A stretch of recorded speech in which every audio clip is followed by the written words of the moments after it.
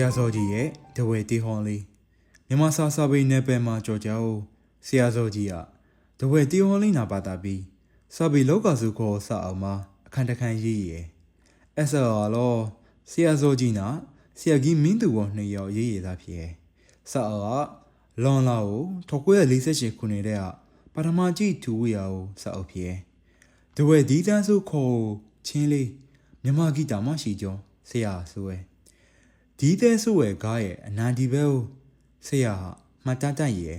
အမြန်တက်မှုသေးပဲနော်တဝဲဒီကပြားလေးချုံနော်ခန့်ကလာဒေတာခီစင်နာအနန္ဒီဘဲကိုဆရာဆွေးနွေးရသည်ပကန့်ခေချိုကလောစားလေးမတော့အတောင်းနှောင်းလေးနာတဝဲကားတောင်းနှောင်းချိုတူနေကိုချေကိုလေဆရာကလောစားမပေါ့အချိုရည်သားထော်ထားလေးနာရှင်ပြီးဖော်ပြရသေးရဲ့သူတဖြစ်လာတဲ့နှော်ပြီးပြောစိုးထော်ပြရဲဆရာရဲ့မှတ်တမ်းမှာခုခေတဝဲသူတဝဲသားလေးနာမစီသေးပဲဦးအချိုတဝဲတီးလေးလည်းပါမျိုးခုခမ်းမှာကြားရတီးရခဲဦးစာချိုးအားလေးနာကြပြတူအားလေးလည်းပါနေရဲ့ရှင်သုံးပေါက်တီးမမွားပဲကြားလီပြီးကြပြကွဲသားနှင်ကောကြပြနာကွန်ထရိုဝဲဆိုးစာမျိုးက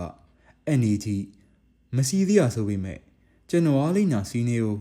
စာချိုးအားချိုးလည်းဖတ်ရဲစီဝမ်စာစာကိုတဝဲတေးဟောလေးကြောဖြစ်တဝဲသူတဝဲသားလေးရဲ့ဂီတနုပညာဖွင့်နေမှုထဟန်ပြနေဦးမှတန်းလေးလည်းဖြစ်ကိုဆောင်